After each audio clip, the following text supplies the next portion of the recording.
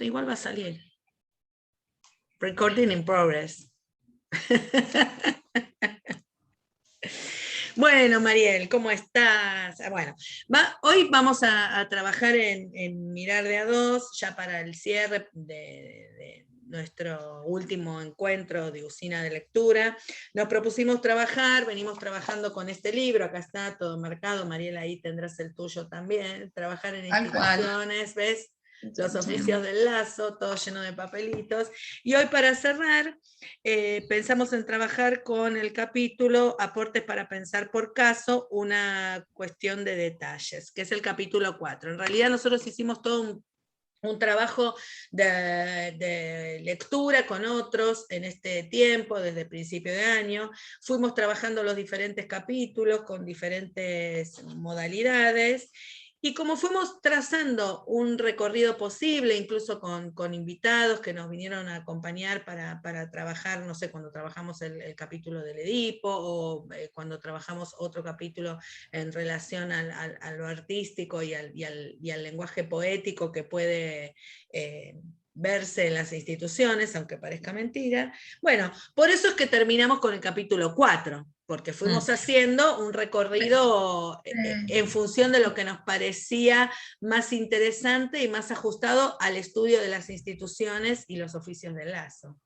Porque me parece que pudimos hacer la experiencia de leer un libro, digamos, casi por donde uno lo pueda leer, digamos, ¿no? Entonces, hicimos esta experiencia de que un libro se puede leer de adelante para atrás, o ir seleccionando, o ir depositando ahí mirada en algunos tramos del libro, ¿no? Obviamente además, que eso fue un trabajo para nosotros en el sentido de seleccionar por qué capítulo iniciar, con qué soporte o con la asistencia de qué lenguaje, para que aquellos que compartieron la actividad con nosotros de Usina de Lectura pudieran como degustar este libro de otra manera, porque nos parecía que esa también era la riqueza de leer con otros, de no leer a solas, ¿no? Como ponerle como algunos ingredientes. Por eso llegamos a que el capítulo 4 sea el capítulo final. El capítulo último para nosotros, el último de lectura, y porque además también este libro en sus inicios, ¿no? En la introducción también propone esto, ¿no? Justamente, de que leer este texto va a ser un trabajo de construcción propio, en este caso fue grupal, en función de las ganas y del recorrido que uno vaya haciendo. Así que bueno, hoy estamos con el capítulo 4, que es aportes para pensar por caso. Y ahí cuando lo veíamos, bueno, justamente, ¿no? Una cuestión de detalles. Mariel traía esto de que ella está pensando en la actualidad acerca de la clínica de los detalles, cómo pensarlo en psicopedagogía. Y bueno, ¿qué cosas nosotros vamos tomando de este capítulo que nos llaman la atención o sobre las que queremos conversar, ¿no? Que fue un poco alguna de las estrategias que usamos en estos encuentros. Vos decías, Mariel, que había un párrafo que te había interesado o que te parecía que de ahí podíamos partir. Sí, me parece que es muy interesante la definición, digamos, que Carmen Rodríguez da en este capítulo de qué es un caso, digamos, ¿no? Cómo entender un caso, qué lógica encierra ese concepto de un caso. Y en la página 121 tenemos ahí una definición interesante, que me parece que va obviamente a caballo de lo que venimos recorriendo en este libro, a cuenta de la vida de las instituciones, en la línea de la cotidianeidad de las instituciones, en todos los capítulos, digamos. Me parece que cuando ella habla del pensamiento milojado, digo ella, Graciela Frigerio, también está hablando del caso por caso, digamos, ¿no? De ese ejercicio de pensamiento que uno puede hacer en la lectura institucional, la figura del Bacchiano, digamos, una cantidad de cuestiones que ya plantean los otros capítulos, y en este capítulo, este detenimiento a cómo miro, cómo interpelo, cómo me siento interpelada, cómo construyo preguntas a partir de un caso. Entonces dice, y habla, algo muy interesante, de una operación que hay que hacer, digamos, que me parece que eso es muy significativo, sobre todo para el pensamiento psicopedagógico, en el sentido de que, ¿qué entendemos por una operación? Digamos, ¿no? Entonces dice, tomemos entonces una primera operación asociada al pensamiento por caso. No es el carácter excepcional de un caso lo que crea un caso, sino que un caso se presenta allí como algo que impide la aplicación automática de lo pensado, de lo formulado, de lo ya dicho como conclusión de tal o cual exploración. Un caso se constituye como tal en tanto exige una solución distinta, requiere la instalación de un marco nuevo de razonamiento, ¿no? Que cuando lo conversábamos decíamos, bueno, no es, ¿no? En las instituciones estamos llenos de casos que todos rápidamente dicen fulano, fulana, este que no aprende, el otro que se porta mal, y bueno. Desde Claro, esta lectura, eso no sería un caso. eso no sería, claro, lo que ella no... Para que se transforme en un caso tiene que pasar otra cosa. Claro, y dice acá un caso, dice, ¿no? Es una singularidad. Eso es interesante, ¿no? Porque en este capítulo Carmen Rodríguez, que es la escritora de este especialmente, va a decir, bueno, que hacer la clínica, no sé si es justo la palabra, digamos, pero la clínica de los casos o estudiar un caso no tiene que ver con una metodología, ¿no?, de investigación, sino con un proceso de pensamiento. Y pensar un proceso de pensamiento desde la singularidad, incluso por ahí más arriba de lo que vos leíste, dice, supone sí una suspensión de lo ya dicho y lo ya sabido para abrir los caminos de un volver a pensar. Porque aparentemente si no uno podría entender un caso como algo cerrado o sellado, ¿no? Que no tiene posibilidades porque es así, es el estudio de casos. Por eso dice no poner el automático, porque si no sería el que se porta mal, el que llegó tarde, el que no trajo la tarea, el que pega, el que no sé qué, digo, que son todas, digamos, descripciones que cierran, que coagulan ahí, digamos, ¿no? Que enquistan al sujeto en ese lugar y que en cierto sentido generan automáticos también en las instituciones, no generan espacios de pensamiento, digamos, ¿no? No, claro, en esto que vos decías, bueno, un caso se opone a la tentativa de una descripción definida, o sea, se opone a eso, Claro, y exige una solución distinta, por eso lo de la singularidad, ¿no? Dice, alcanzar otras inteligibilidades, es decir, cómo podemos pasar de un caso en tanto cosa totalmente singular. Bueno, habla de lo político y lo institucional, obviamente, porque pensemos que estamos pensando en estos, estamos haciendo referencia a esto dentro de las instituciones. Pero dice, la solución distinta no remite a la excepcionalidad, porque esa es otra cuestión, que después quedan en el plano de lo excepcional estos casos. Claro, claro. Y ella claro. está hablando del plano de lo singular, no de lo excepcional, digamos.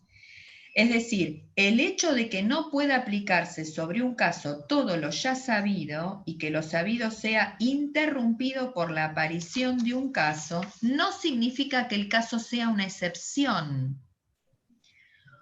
Un caso, también en relación con otros casos, es susceptible a redefinir otras regulaciones para tal o cual campo de saber. Y ahí insiste en esta operación que tiene que ocurrir, digamos, ¿no? Y dice, es decir, los casos están ahí pero no solo por estar ahí en el mundo se constituyen en instrumento de un pensamiento por caso capaz de conmover algo de los campos de saber, no son ellos capaces de por sí de interrumpir la aplicación automática de lo ya sabido, sino se hacen sobre ellos unas operaciones que son en sí mismas constitutivas del caso. Sin ellas el caso no existe. Estas operaciones que tienen que ver con cómo se lo piensa, ¿no? Como qué mecanismos, qué devenires del pensamiento propulsa ese caso, ¿no? Claro, fíjate que también en otro momento dice, bueno, la interrupción de un movimiento acostumbrado de la experiencia perceptiva, ¿no? La interrupción de un discurso descriptivo prescriptivo. Bueno. Exacto, esto ya lo vi, todos estos que hacen así, pasa esto, ¿no? Siempre que pasa esto, pasa lo otro. Este pibe lo que pasó, que la madre o no sé quién, o bla, bla, bla. Claro, y después sigue, esta singularidad de la que estamos hablando rompe el hilo de la generalización para provocar una reflexión. Es maravilloso. Claro, a mí me ¿no? parece maravilloso este capítulo porque, digamos, es entender el pensamiento clínico y crítico, digamos, dentro de la mirada institucional de una manera, me parece Claro, muy dice, mira, Mari, dice, tiene la capacidad de interrumpir, dice, por su capacidad de interrumpir no se puede reducir a un ejemplar más de una serie monótona. Bueno, esto también es interesante, como vos decís, para pensarlo en las instituciones y homologarlo, si se quiere, no sé, o a lo que antes nosotros llamábamos el chivo expiatorio también, ¿no? Me hace pensar. Digo, bueno, eso que irrumpe o que es disruptivo en esa serie monótona, bueno, justamente tiene, me parece a mí que da la posibilidad de percibir esa singularidad, de ver cómo se rearma ese sistema, qué hay ahí que nos invite a pensar cosas distintas, ¿no? No la aplicación de una metodología, decir, bueno, así hay que hacer así, hay que hacer así. Bueno, a ver, ¿qué se puede pensar en relación a esta situación que es singular? Con estos materiales Con que me estos ofrece, materiales.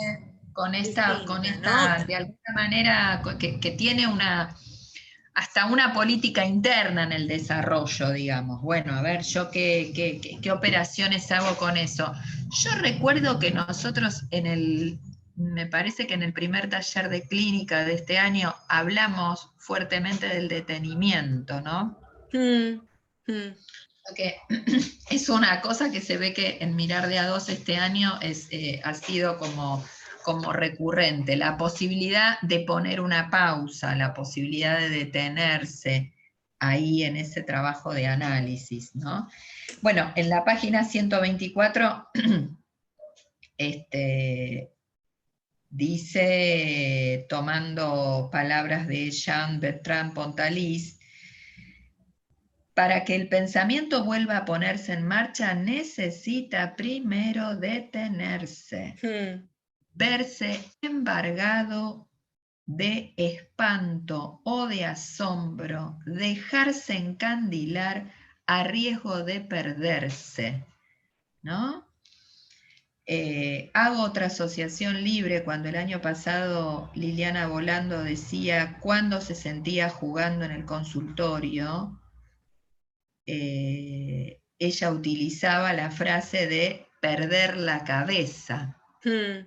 Cuando se podía perder la cabeza y estar ahí con el paciente desde otro lugar, entraba en ese tránsito de juego, ¿no? Por estos espacios tan comunes que nosotros vemos en la clínica psicopedagógica de poder pensar y poder jugar. Dice, detención, arranque, consternación, hallazgo, torpor, despertar, inmovilidad, movilidad. Como Claro, un esto de la pensamiento movilidad también, ¿no? está. Claro, de como una cosa, como sí, a ver, como si tuviera estos dos aspectos, ¿no? Viste cuando uno dice, bueno, un fin que es un principio, digo, por ahí son palabras que se usan habitualmente o vulgarmente, pero acá, digamos, es una pausa que invita al movimiento. Exacto. ¿No? O un detenimiento que no es inhabilitador o cercenador, digamos, ¿no? Sino que es un detenimiento que invita al movimiento en su misma esencia, digamos, o en el mismo momento, ¿no? Que invita a moverse más allá o que provoca un movimiento, si se quiere, más auténtico. Fíjate que acá también dice, un caso así entendido, tiene que crear caminos propios, pero no son caminos totalmente propios en el sentido de que se separan absolutamente. La fuerza del caso conduce a un acomodamiento, un impacto, una modificación de las generalidades que lo acontecen que, precisamente porque no lo explican, abren a un camino distinto. Tampoco se encuentra una generalidad como sumatoria de casos singulares, de modo que, tal como lo entienden Passerón y Rebel, un caso requiere de un razonador que se proponga preservar una significación local, a la vez que le importe ir hacia una generalidad que involucre a otros casos. Un poco, Es muy interesante lo del razonador que se proponga preservar una significación local. Es decir, es un razonador que está preocupado por esa generalidad o por lo que esto involucra en el campo más macro de la cuestión, pero que aún así, digamos, eso no le pierda de la idea de preservar una significación local, claro, por ¿no? eso habla de este interjuego entre lo singular y lo general también, ¿no? Que sirve en la singularidad, o uno lo puede pensar, o no sé si sirve es la palabra, eh, que da pistas en la singularidad o que permite ver esa singularidad en una generalidad, ¿no? Y que eso también se puede transferir. Dice, bueno, hablando de esto de la singularidad, que es uno de los rasgos, dice que se encuentran presentes en lo que puede calificarse como un caso, pero además que otro de los rasgos es que para rendir cuentas de esta singularidad es necesario hacer un seguimiento temporal lo más exhaustivo posible, tanto del pasado del caso como del contexto en el que se inscribe. ¿No? Bueno, dice, es decir, una singularidad no es sustituible por otra y su contexto tampoco es sustituible por otro. ¿Esto qué quiere decir? Bueno, esto que estamos hablando, ¿no? Del interjuego entre la singularidad y lo particular y la generalidad. ¿No? Como eso es ese caso, o lo que define un caso justamente es que es singular, que está situado, que está contextuado, pero que hay Ahora, bueno, algunas. también digo, cuando hablamos de un caso, digo, ahora por esto que te escucho decir y estoy pensando en la vida institucional, digo, bueno, hablamos de un niño, de una familia, de una maestra, digamos, de un rol directivo, digo, ¿no? Como, y como las intervenciones sobre ese caso tienen que tener en cuenta todas estas cuestiones que vos planteabas, ¿no? Desde la singularidad, desde el seguimiento temporal de eso, porque muchas veces uno ahí, en ese seguimiento temporal, encuentra pistas que son fundamentales y que no se pueden, Para ese. para ese, y que no se pueden desconocer, porque ese no es sin eso. Entonces, digo, me parece que son cuestiones que no se pueden desconocer, ¿no? A mí me parece muy importante lo del seguimiento temporal. Me parece que es una clave lo del seguimiento temporal. Bueno, y después más adelante, porque va a seguir hablando de la cuestión de los detalles, ¿no? Y de esto de los casos que ya venimos diciendo, bueno, desde la singularidad y de los detalles, y no desde la generalidad, ¿no? O de la generalización, mejor dicho. Y después dice, bueno, que esta dimensión de singularización, que supone un caso, su construcción, su operación, remite a una dimensión de lo pequeño, de los detalles. Y después va a empezar a adentrarse, bueno, en qué quiere decir cuando habla de detalles, ¿no? ¿Por qué hay que estar atenta a eso? Entonces dice, bueno, hay cosas que aprendemos por experiencia en experiencia. Quienes hemos desempeñado los oficios del lazo sabemos, hemos aprendido la relevancia que tienen esos detalles. Pero ¿a qué aludimos? A una deriva sinuosa, compuesta de una polisemia que nos permite hacer más de un recorrido. En la idea de fragmento, de pequeña parte, detalle alude a un aspecto sustantivo de las razones que suscitan un pensar por caso. ¿Qué quiere decir? Que ese detalle o ese aspecto que parece que resulta que es mínimo es un aspecto sustantivo. No es algo secundario o no, que mirar el detalle, en este caso, no es mirar algo a ver, que circunda o secundario, ¿no? Sino que justamente es mirar lo sustantivo, por eso habla de la singularidad cuando habla de los Total, casos. no es ni lo secundario ni lo nibio tampoco, ¿no? Porque a veces Exactamente. se toma el detalle como si fuera algo que es algo Sí, cómo estás mínimo. mirando en detalle, ¿no? Cómo estás Claro, mirando, bueno, eso que como que exacto. carece de importancia, es Que no como marca, muy... como si fuera algo que no marcara la diferencia. Y me parece que justamente eso es lo que marca la diferencia. A mí me parece que marca la diferencia en la mirada clínica. Yo cada vez estoy más convencida de que la clínica pasa por ahí. Me lo hizo pensar mucho la clínica con el autismo, pero entiendo que la clínica psicopedagógica en general.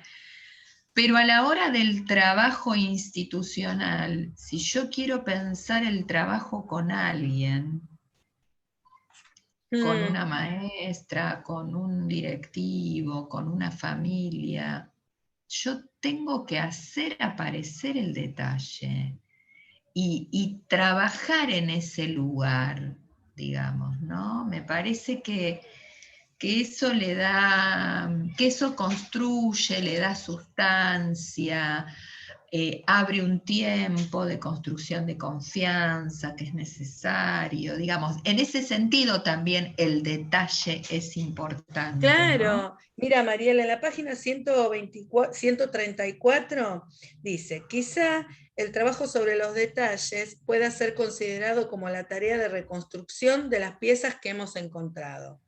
Parte de esa reconstrucción consiste en la tarea misma de hacer un caso. Y luego el trabajo que le sigue de elucidación y análisis puede ser pensado como una reconstrucción, que da paso a lo que es posible pensar a partir de un caso. Se nos ocurre que en los oficios del lazo es preciso trabajar de manera privilegiada sobre los detalles y que esos detalles se nos presentan como fragmentos, pequeñas partes o piezas que abren un campo de significación. Conciertan un sujeto, un colectivo, una unidad de gestión. La tarea que se desprende de llevar adelante oficios del lazo consiste las más de las veces de operar sobre un conjunto de pequeños detalles que abren a la posibilidad de movimientos y alteraciones de lo dado, ¿no? Uno aparentemente piensa, bueno, está bien, está la visión de conjunto desde la gestión o desde el oficio en una institución, pero que esa visión de conjunto tiene que ver con poner la vista sobre los detalles. Claro, que no te coma eso, ¿no? Y además ahí me parece que hace alusión a algo que es muy interesante, que es lo posible.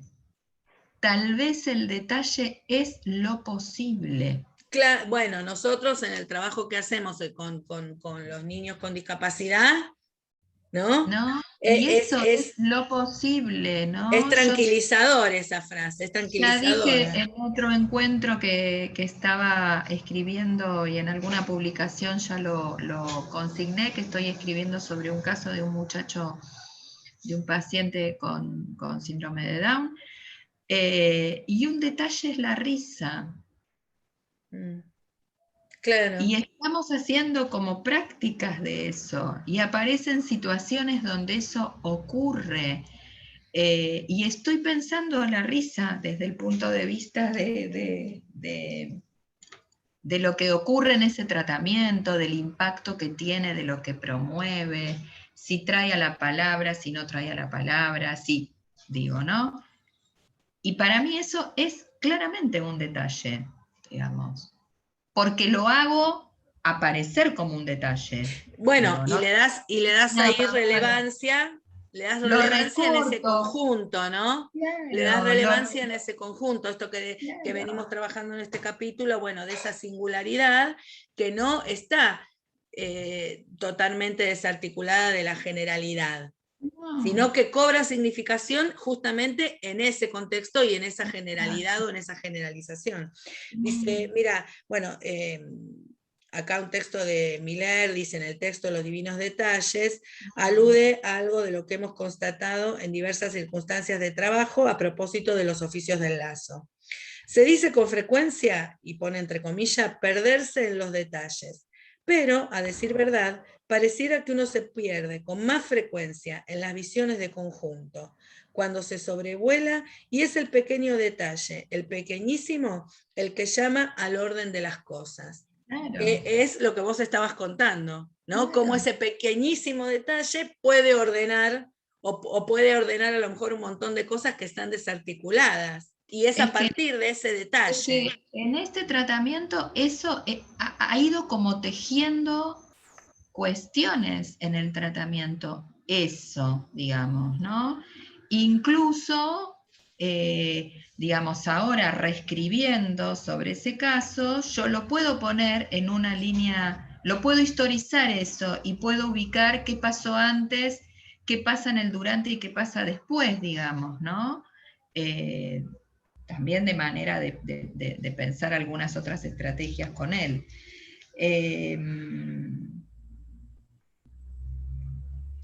Bueno, después también va a hablar... Bueno, esto que toma de Barthes es interesante Eso te también, iba a ¿no? decir, ahí estaba mirando. Del estudium y el puntum, ¿no? Que son ideas de Barthes que toma sobre la fotografía, que sería lo que sobresale, lo que aparece, digamos, ¿no?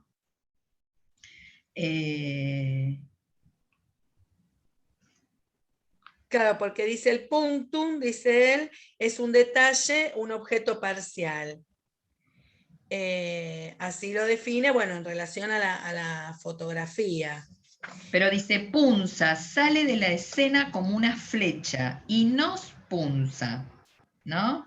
Y para los oficios del lazo, en la asociación que estamos proponiendo nosotros, son esos detalles. Ese detalle es el puntum. Muy a menudo, el puntum es un detalle, es decir, un objeto parcial, algo que aparece ahí, por ahí, recortado, que sobresale, que aparece como una disrupción, digamos, ¿no? Ah, bueno, mira esto que decís de disrupción, porque justamente acá dice que este punctum, ¿no? A propósito de pensar por caso, no siempre remite a una cuestión de valor positivo, dice. No obstante, el Exacto. punctum no hace excepción de moral o de buen gusto. El punctum puede ser mal educado, ¿no? Exacto. Esto que vos decís, bueno, de los disruptivos, pero esto no quiere decir que tenga que ser sacado o no mirado, ¿no? Al contrario. Dice, existe un viejo refrán que sostiene, el diablo se esconde en los detalles.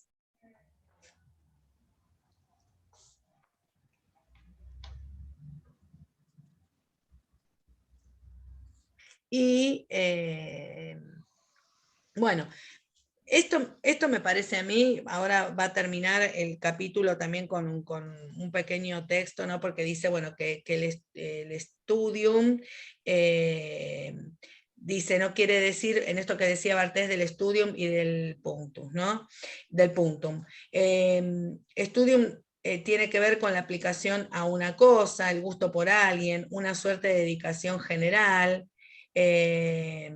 Dice, bueno, que él por eso, por el studium, se interesó por las fotografías, ¿no? Y que el punto es esta cosa que sale disruptivo. Y cómo después, al final del capítulo, la autora lo lleva al campo de los oficios del lazo, ¿no? Porque Y ella dice qué es lo que conmueve, eso. ¿no? Dice, quienes llevamos adelante los oficios del lazo, trabajamos con detalles y en detalles. Nuestro estudio, o sea, nuestro campo, nuestro gusto por alguien, ¿no? Dice ella, la dedicación general, es una relación con los punctum. Exacto. Eso es divino, Muy porque digo, hermoso. bueno, que aquello por lo que nosotros nos preocupamos, en realidad es eso que surge ahí como disruptivo, como distinto, ¿no? Con lo que, como vos decís, con lo que conmueve, con lo que produce un movimiento a eso monótono, ¿no? Bueno, lo de conmoverse, ¿no? Claro, ¿no? Aquello Por dice lo- que perturba, según lo que dice Bartés, dice, bueno, aquello que perturba el studium, lo llamaré puntum. Pues puntum es también pinchazo, que es lo que vos decías, bueno, pero que perturba, ¿no? Fíjate que vuelve siempre sobre esa idea, que perturba, que rompe esa Se rompe monotonía. algo. Exacto, exacto. Pero a la vez, por eso decía lo de conmover, promueve, digamos, la verdad que es una promoción al movimiento, en el mismo punto que es una promoción a que uno se quede por momentos al helado, suspendido, sin saber, digamos, pero Mm, arranca algo de uno con también ahí esta para poder, sorpresa, podríamos me decir. parece, ¿no? Y va a decir, bueno, confiamos en que nuestra obra, siempre modesta y pequeña, pero importante, está hecha de detalles. Va a finalizar el capítulo así. A propósito de lo cual, esperamos conmover algo de orden más general y alcanzar por esa vía otras inteligibilidades capaces de conmover la consistencia de ciertas convicciones, tan micro como macropolíticas, en tiempos de magmas homogeneizantes y sobre los duros sedimentos de prácticas que no se preocupan por lo que se subjetiva. Bueno, ahí hace como un broche a esto, ¿no? Que viene relatando de los detalles y que vos venís también relatando en relación a la clínica, ¿no? Y a eso que surge como disruptivo. Bueno, Pero ella poder... señala, ¿no? Acá, en medio de esto de los duros sedimentos de la práctica, porque en todas las instituciones hay duros sedimentos, ¿no? Que tienen que ver con lo que no varía, que tiene que ver Con lo con instituido que vinimos también trabajando en otros capítulos, ¿no? ¿no? Con eso que se Que tiene que hacen ver con como, eso, como prácticas ya ¿no? mecanizadas. Exacto. Y después agrega este componente de la macropolítica en tiempos de magmas homogeneizantes, de la mano digamos, del capitalismo, que era un poco la idea que nosotros manejábamos también cuando proponíamos la lectura de este autor que no me va a salir, Byung-Chul Han. Ah, el coreano. Ahora lo vamos a buscar para decir Coreano, bien, bien, sí. que fue el que propusimos en el primer taller de clínica, que también él hablaba, justamente cuando él hablaba de detener, de suspender, estaba hablando de eso. Y hay otros autores que también hablan de eso, digamos, a cuenta de cómo el pensamiento, digamos, de la época va a lo mecánico, a lo automático, a lo que ya está registrado, al resultado, a todo eso, ¿no? Es Justamente. Byung-Chul Han. Ahí Ese está. Byung-Chul, que Exacto. habla de la sociedad del cansancio. Exacto. Tiene, sí, tiene unos... Nosotros trabajamos con otro que es muy, bueno, ahora no me voy a acordar, pero ya lo vamos a volver a decir. Por eso ella dice esta frase que vos decías que es clave, ¿no? A propósito del cual esperamos conmover algo de ese orden general que está metido en estas convicciones de la macropolítica, que es homogeneizar todo lo más posible, y encima el duro sedimento de la institución, o sea que nosotros ahí la tenemos dificilísima, pero ella nos propone conmover y trabajar en el detalle, ¿no? Estaba ese que nosotros habíamos hablado en algún momento, la expulsión de lo distinto. Ese era Mariel 1 que dijimos, y no me acuerdo cuál era el otro, pero tiene unos, ese de la expulsión de lo distinto, me acuerdo que en algún momento lo hablamos. Bueno, yo no lo tengo acá a la mano. Bueno, pero es un filósofo y, bueno, obviamente hace toda la crítica al, la salvación de lo bello, ¿no? A toda la crítica al capitalismo y lo que pasa con la subjetividad en este Exacto, tiempo. en este tiempo, exacto, exacto. Bueno, Eh, terminamos este bello libro. Seguramente cuando lo volvemos a tomar dentro de un tiempo, vamos Vamos a a encontrar estas encontrar marcas. otras cosas para seguir pensando las instituciones y los oficios del lazo. Bueno, muchas personas nos han acompañado en este tránsito de usina de lectura, pero ahora tenemos pensados otras actividades para la segunda parte del año que ahora empieza, ¿no? Porque, Exacto. bueno, vamos a relanzar nuestro grupo de estudio con algunos autores. El año pasado nos dedicamos más no sé si decir, bueno, al aprendizaje en relación a los teóricos del aprendizaje, podríamos Puede decir, ser, ¿no? puede Y ser. este año pensamos en abordar una línea más que tiene que ver con los teóricos del aprendizaje, pero más ligado a lo psicopedagógico. Ujú, ¿No? En principio ujú, pensamos, ¿no? ujú. Pensamos por ahí abordar algo de Alicia Fernández o de alguna de estas autoras. Siempre el grupo de estudio tiene el objetivo de la relectura de los clásicos para nosotros, Sí, ¿no? finalmente siempre vamos a ese mismo lugar. Me parece que porque entendemos que hay algo ahí de los clásicos que nos sostienen, que nos dan una identidad y que después, digamos, casi como si yo te diría, con ellos de la mano podemos llegar a otros autores, ¿no? Pero fue muy interesante la experiencia que hicimos el año pasado con Piaget, Vygotsky y Brunner, después de encontrarnos otros autores hasta contemporáneos que estaban sostenidos allí, digamos, ¿no? Claro, claro, claro.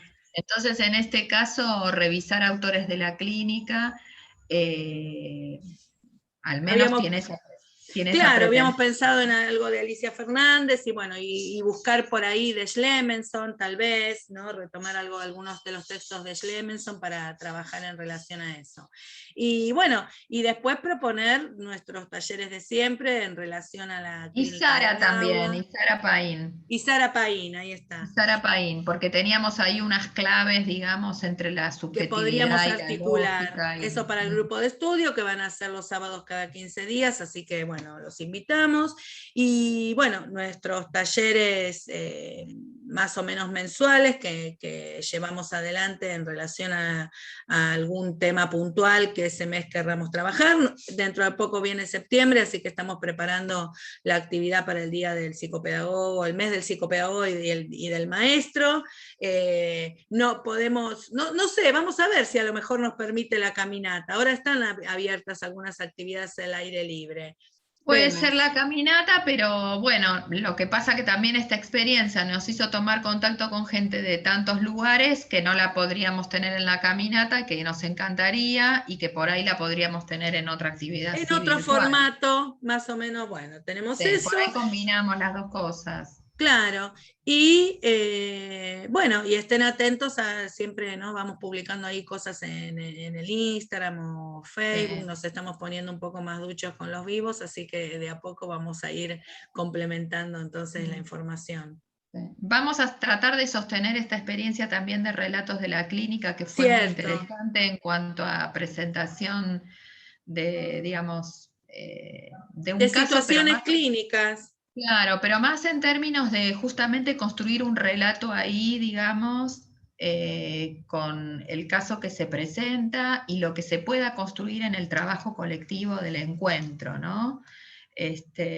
Porque la verdad que las experiencias esas que hicimos fueron muy interesantes. Y no Y hicimos en la primera parte, pero vamos a ponerlo en práctica ahora los relatos del aula. los relatos del aula con temas que tengan más que ver con cuestiones que a la gente le interesan en relación a la inclusión, digamos, Claro, por ¿no? ahí eso pueden venir todos, pero va a estar por ahí más dirigido o más orientado hacia lo que pasa en el aula escolar específico, así que va a venir muy bien para los maestros también, ¿no? Porque tanto nosotros podemos, la dinámica es que nosotros ofrecemos una situación ahí descripta para analizar o para revisar, pero también uno puede venir, puede traer a ese encuentro sus situaciones Material. para charlarlas con otros, ¿no? Ujú, ujú, Así que ujú. bueno, y Mirar de a dos Este, siempre constituido en este espacio para pensar con otros, fundamentalmente. sí. Escúchame, ¿y no adelantamos nada de lo del Día del Psicopedagogo? No, no No, adelantamos no, nada. vamos a Lo dejarlo vamos a ir contando. para las próximas entregas. Así que bueno, ahora sí, entonces nos despedimos de Nos todos. despedimos de este encuentro virtual, de este cierre. Un Hasta saludo.